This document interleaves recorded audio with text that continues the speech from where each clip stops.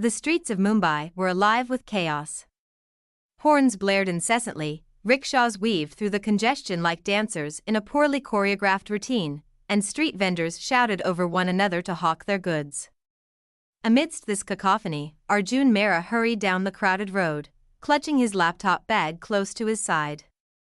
The 29-year-old software developer was a creature of habit, and his life was marked by the monotony of workdays spent in front of glowing screens and solitary evenings in his cramped apartment. His life was predictable, secure, and unbearably lonely. He buried himself in algorithms and lines of code, finding comfort in the certainty they offered.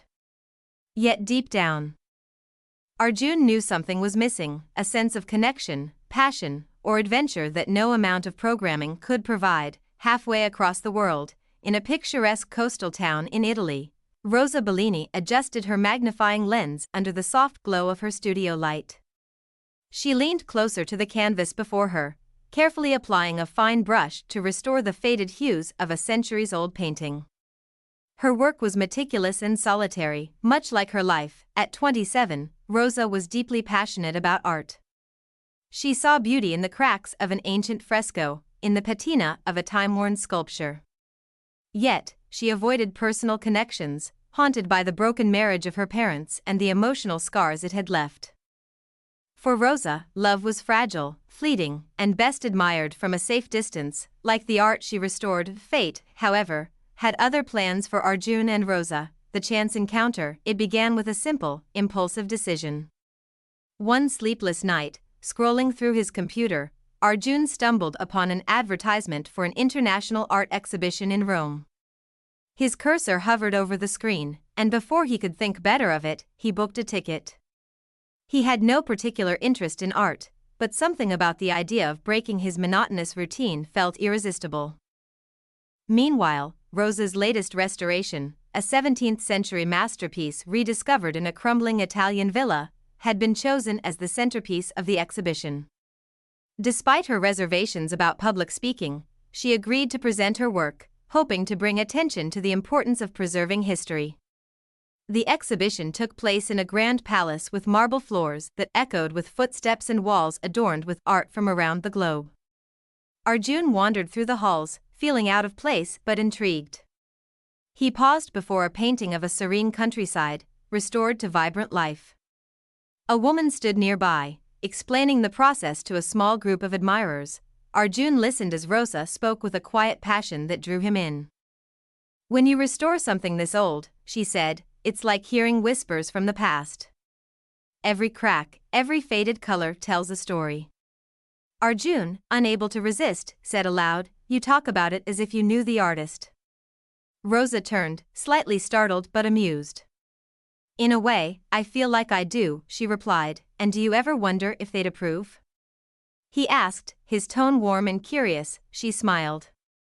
"I like to think they'd appreciate the effort." That moment sparked a conversation that carried them through the evening, a blossoming connection. Over the next week, Arjun and Rosa explored Rome together. They wandered through cobblestone streets, shared gelato by the Trevi fountain, and debated the meaning of beauty as they admired the Sistine Chapel. Rosa opened Arjun's eyes to the world of art, teaching him to see the interplay of light and shadow, the beauty in imperfections. Arjun, in turn, shared his love for logic and problem-solving. He explained how algorithms could create order from chaos, a concept Rosa found strangely poetic. One evening, sitting on the Spanish steps under a sky peppered with stars, Rosa turned to Arjun and asked, "How can someone who sees the world in ones and zeros appreciate art so deeply?"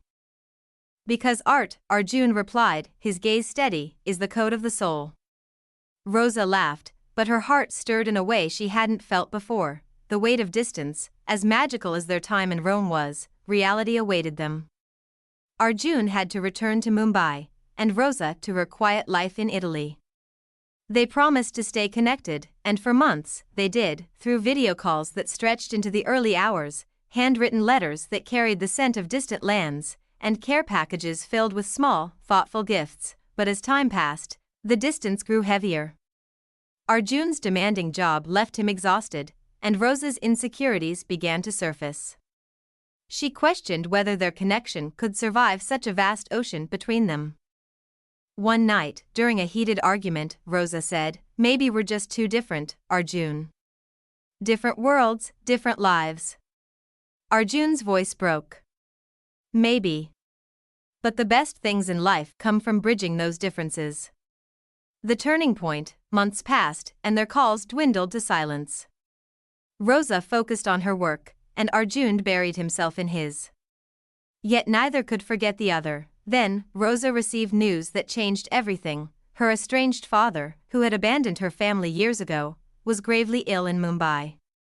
Against her better judgment, she traveled to India to see him. After visiting her father, Rosa found herself walking through the chaotic streets of Mumbai.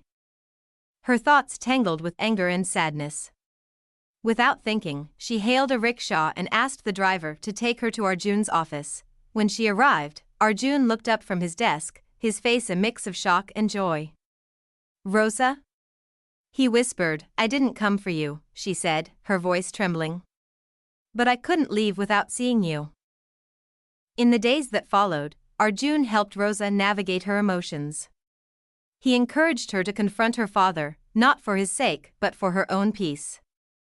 In turn, Rosa inspired Arjun to step outside his comfort zone, to embrace the uncertainty of life and the beauty it could bring. A love rebuilt. Their reunion was not the end of their struggles but the beginning of a deeper connection. They learned to balance their differences, to communicate openly, and to support each other's dreams. Rosa encouraged Arjun to explore art, and Arjun taught Rosa the value of structure and persistence. Their love story became one of growth, resilience, and the courage to bridge worlds, the legacy. Years later, Rosa and Arjun co-wrote a book titled Threads of the Heart, Bridging Worlds Through Love.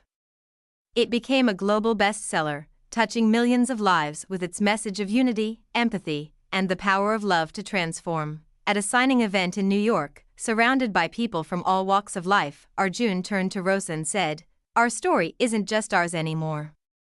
Rosa smiled, her eyes shimmering. "No. It belongs to the world."